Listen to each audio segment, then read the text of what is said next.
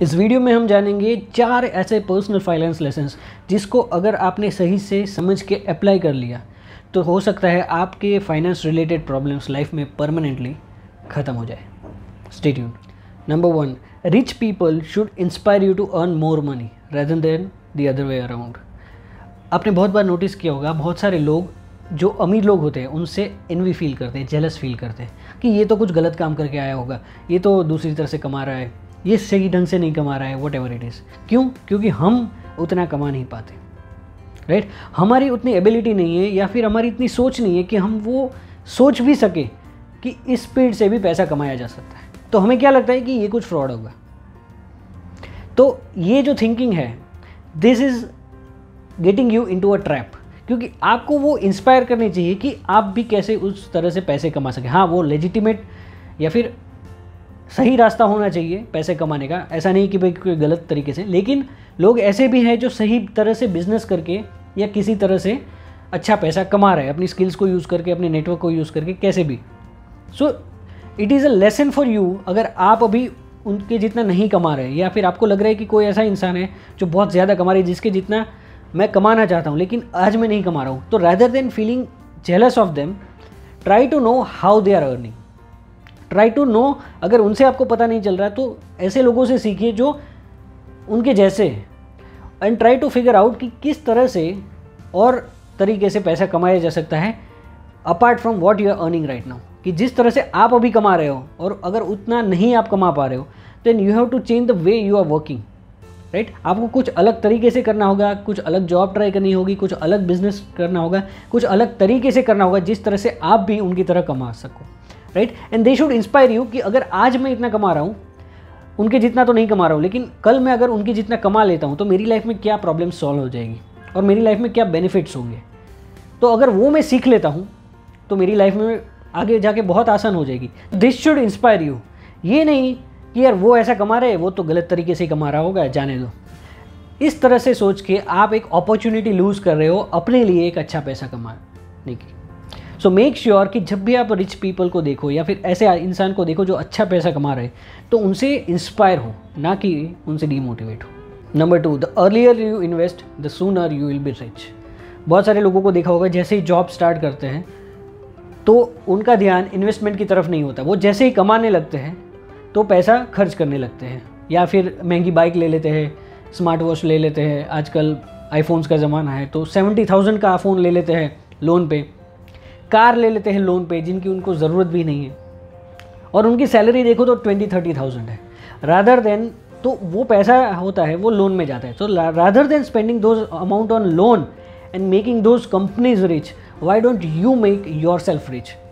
Loan लेके आप loan वाली कंपनी को पैसा कमा के दे रहे हैं और उस फ़ोन या कार या गैजेट या जो भी आपने परचेस किया उस कंपनी को रिच बना रहे हो। तो क्यों ना उन दोनों को हटा के आप खुद को रिच बनाओ। तो वो जो ईएमआई में आपको, मान लीजिए 30,000 सैलरी है और 10,000 ईएमआई में जा रहे हैं, वो 10,000 की आप एसआईपी करो and see how it will make you rich. आप एक काम करो, छोटा सा एक कैलकुलेटर ऑनलाइन खोल दो और अज्यूम करो कि 10,000 रुपीज़ आपके लोन में जा रहे हैं फॉर 2 ईयर्स, राइट? तो कितना पैसा आपका गया। Now compare this to spending those money in investing in SIP, और वो भी 12% के रिटर्न पे फॉर 2 ईयर्स। सिर्फ 2 साल में आप देखो कि उतना पैसा आप लोन में जा रहे हो, डाल रहे हो, जिसकी आपको शायद ज़रूरत नहीं है। इफ़ इट्स एन इमरजेंसी तो बात अलग है, लेकिन शायद आपको ज़रूरत नहीं है। आप 70,000 के फ़ोन की जगह पे 20,000 का फ़ोन भी डिसेंटली हैंडल कर सकते हो। तो अज्यूम करो कि वो 10,000 आप हर महीने एसआईपी में डाल रहे हो 2 साल के लिए और 12% रिटर्न के लिए। आप देखो कितना पैसा गया कंपेयर टू कितना पैसा आया। The result will shock you. और यही चीज़ अगर आप अपनी ज़िंदगी में 15 से 25 साल तक कर रहे हैं, then look at the amount you have accumulated. क्योंकि आज अगर आप एक फ़ोन ले रहे हैं ना, आपकी जॉब जैसे ही स्टार्ट हुई है, आज आपकी अगर स्पेंडिंग हैबिट्स आपके कंट्रोल में नहीं है, तो कल जाके, आज तो आपने एक 50,000 की लोन ले ली है या 30,000 की लोन ली है, कल जाके आप 50 लाख की लोन लोगे, उससे आप घर खरीदोगे, and this habit will make you poor. तो आपको स्टार्टिंग से ये हैबिट डालनी है, जितनी जल्दी हो सके इन्वेस्टमेंट चालू करनी है और देखना है कि आप खुद कैलकुलेट करके देखो कि कहाँ वो अमाउंट आपको लेके जाता है। Number 3, your first home is not an investment unless it brings you money. बहुत सारे लोग जैसे ही एक अच्छी जॉब लगती है एक घर ढूंढने लगते हैं। There is nothing wrong with it, खुद का घर होना चाहिए, लेकिन आज आपकी सैलरी बहुत कम है, आपका इन्वेस्टमेंट कुछ भी नहीं है, और आप अपने सैलरी के हिसाब से जितनी मैक्सिमम लोन हो सकते हैं उतनी लेते हैं और ज़िंदगी भर EMI भरते रहते हैं। वही पैसे अगर आप कहीं पे इन्वेस्ट करते हैं या खुद के ऊपर इन्वेस्ट करते तो आप एक बहुत अच्छा रिटर्न कमा सकते थे। और अल्टीमेटली आपको मिला क्या? आपको एक घर रहने के लिए मिला, जो कि एक रेंट के घर में भी हो सकता है ना। यू विल आर्ग्यू कि खुद के घर में रहने का मज़ा कुछ और ही है, आई अंडरस्टैंड, लेकिन जब आपके पास फाइनेंशियल फ्रीडम होती है ना, तो वो मज़ा खुद के घर से भी कुछ ज़्यादा ही है, right? You will realise this later in life. तो बहुत सारे लोग इस ट्रैप में फंस चुके हैं कि उन्होंने घर ले लिया है, बहुत बड़ी लोन उन्होंने ले ली है, और आज उनके पास ना ही टाइम फ्रीडम है ना फाइनेंशियल फ्रीडम है। ऊपर से वो जिस कंपनी में जॉब कर रहे हैं वहाँ भी फंस चुके हैं, क्योंकि वहाँ से भी वो, अगर उनकी जॉब उन्हें पसंद नहीं है तो वो चेंज भी नहीं कर सकते, क्योंकि आज उनके पास बहुत सारी EMI है। लेकिन कंपेयर दिस कि अगर आपके पास कोई EMI नहीं है, then how free you would be. You will not care about leaving the job और stopping that loss making business और कोई भी चीज़, क्योंकि आपके पास पैसा हाथ में है, आपके पास किसी की उधारी नहीं है, तो आप किसी के नीचे दबोगे नहीं, राइट? लोग जिसके ऊपर डेप्ट होता है ना, वो लोगों के नीचे दबे हुए रहते हैं, and these people are not free in life. So if you want to live a free life, stop like taking home loan early. और आपका पहला घर लोग ये बोल के लेते हैं कि ये तो इन्वेस्टमेंट है, घर के दाम तो बढ़ने ही वाले। Not necessary my friend, not necessary. It depends कि आप इंडिया के कौन से शहर में हैं और कौन से सिटी में हैं, उसके ऊपर डिपेंड करेगा, और कौन सा आपका लोकेशन है कि घर के दाम बढ़ेंगे कि नहीं, राइट? रियल एस्टेट ने अगर आप एवरेज रिटर्न देखें, लास्ट 15-20 साल में निफ्टी से भी कम रिटर्न दिया है। This is a fact. तो ऐसा ज़रूरी नहीं है कि आप अपने पहले घर को ये सोच के लेंगे कि एक इन्वेस्टमेंट है।